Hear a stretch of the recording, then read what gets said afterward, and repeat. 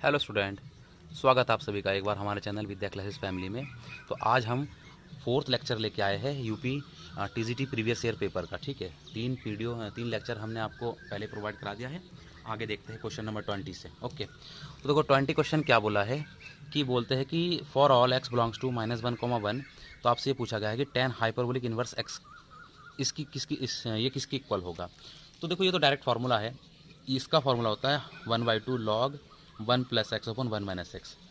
चार फार्मूले होते हैं, चारों को याद रखना, क्योंकि पिछले साल टेन का पूछा गया, तो हो सकता है इस साल साइन का या कॉस का या कॉट का किसी का भी पूछ सकता है आपसे, है नहीं। तो मैं चारों फार्मूले बता देता हूँ आपको।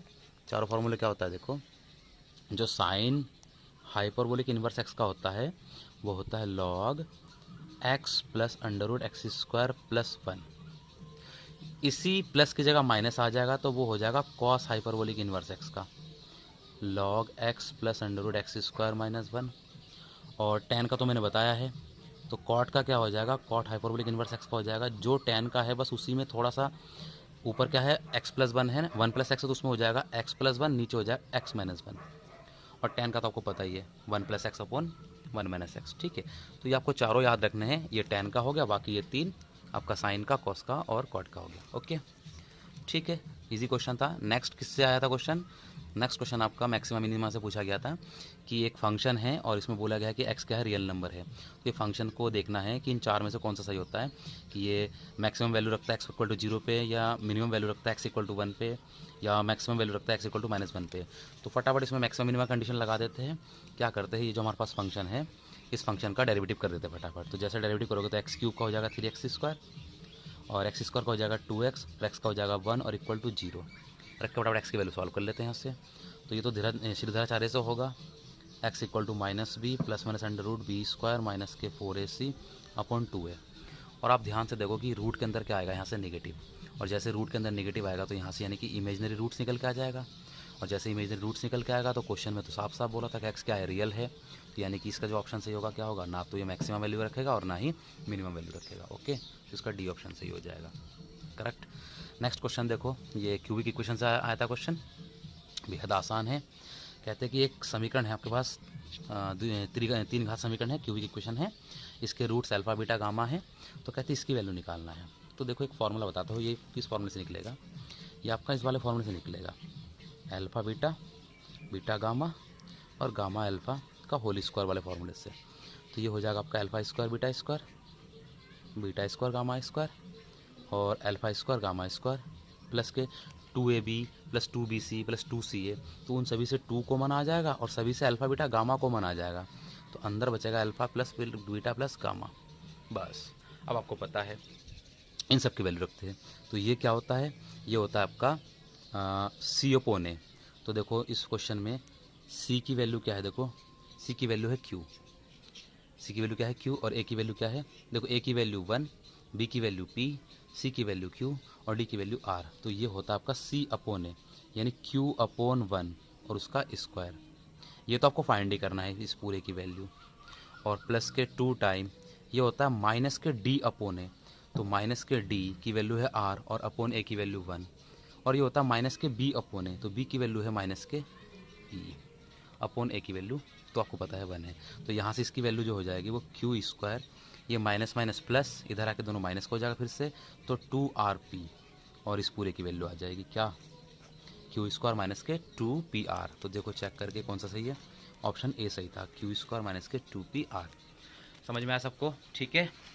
चलिए नेक्स्ट क्वेश्चन आपका दिख ही रहा है साफ साफ, ये तो इंटीग्रेशन से आया है क्वेश्चन, और ये भी काफ़ी इजी क्वेश्चन है। देखो इसको कैसे करते हैं, आप देखिए क्वेश्चन को कि लिमिट है 0 से π/2 और sin x cos x, और नीचे भी दे रखा है cos² x प्लस के 3 cos x प्लस के 2।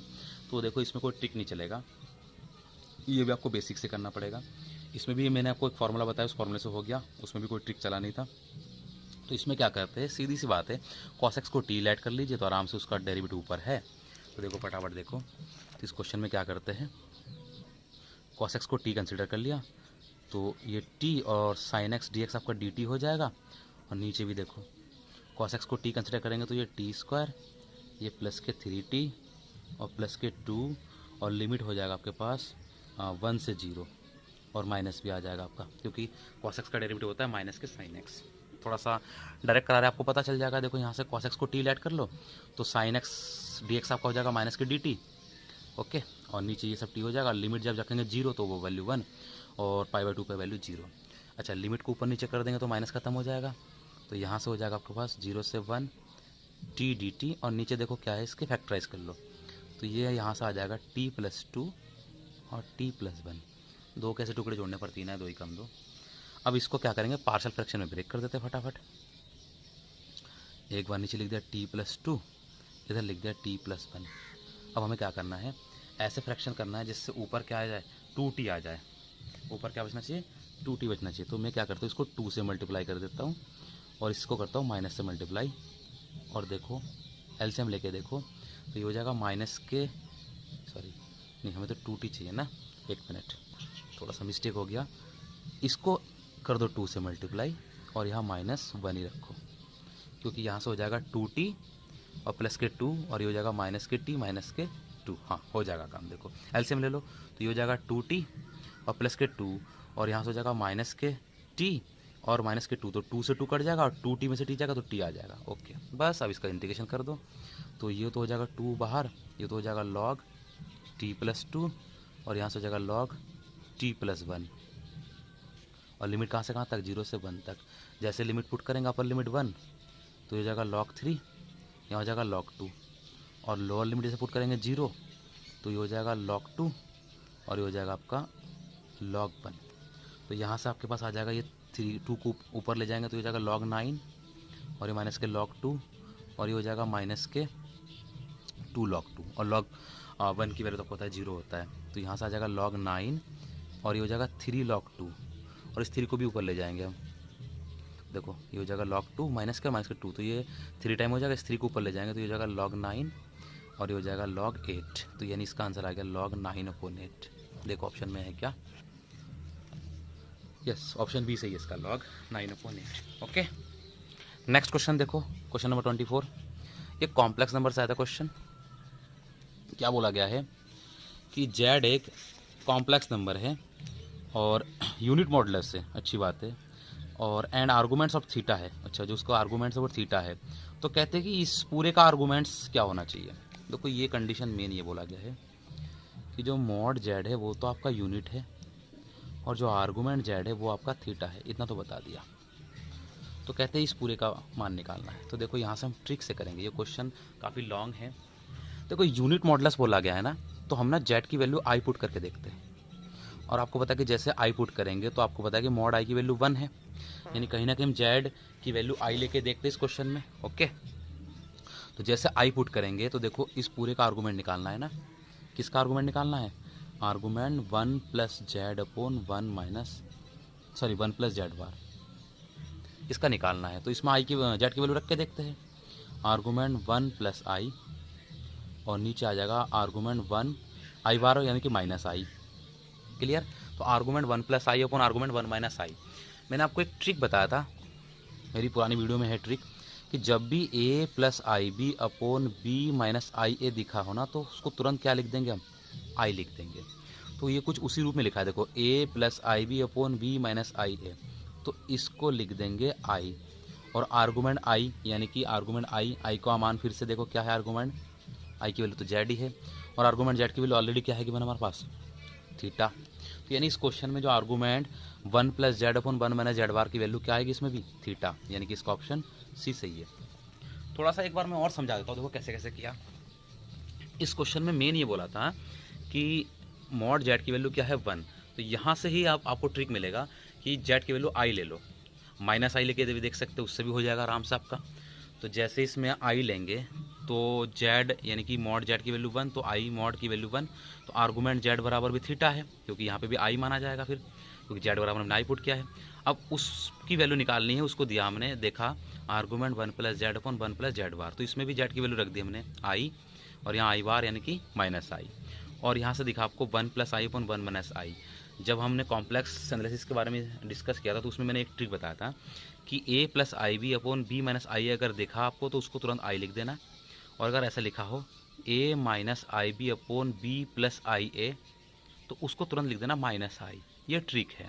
तो ये कुछ इस रूप में दिख रहा था, हमने इसके प्लेस पे क्या लिख दिया आई, और जैसे आई लिख देंगे तो ये फिर से क्या हो जाएगा आई की वैल्यू जेड, तो ये आर्गूमेंट जेड हो जाएगा, और जो हमारे पास गिवन है थीटा, तो यानी कि इसका जो आंसर सही है वो क्या हो जाएगा थीटा। ओके, नेक्स्ट क्वेश्चन देखते हैं। नेक्स्ट क्वेश्चन आपका सीरीज से आया था क्वेश्चन। क्या है क्वेश्चन, देखो नेक्स्ट क्वेश्चन ये बोला गया है कि जो ये सीक्वेंस है ये किस में है, एपी में है, जीपी में है, एचपी में है, या एपी जीपी दोनों में है। तो देखो फटाफट देखो, सीरीज क्या है, log x और log x square upon Y और log x cube upon Y cube. तो बड़ा आसान क्वेश्चन है, देखो साफ साफ देखो इसमें क्या करते हैं। अगर मैं इसका स्क्वायर कर दूं और इन दोनों को ऐड कर दूं तो देखो देखो इसका स्क्वायर करते हैं बीच वाले का, चेक करके देखते हैं। इसका मैंने क्या कर दिया, एक सेकेंड,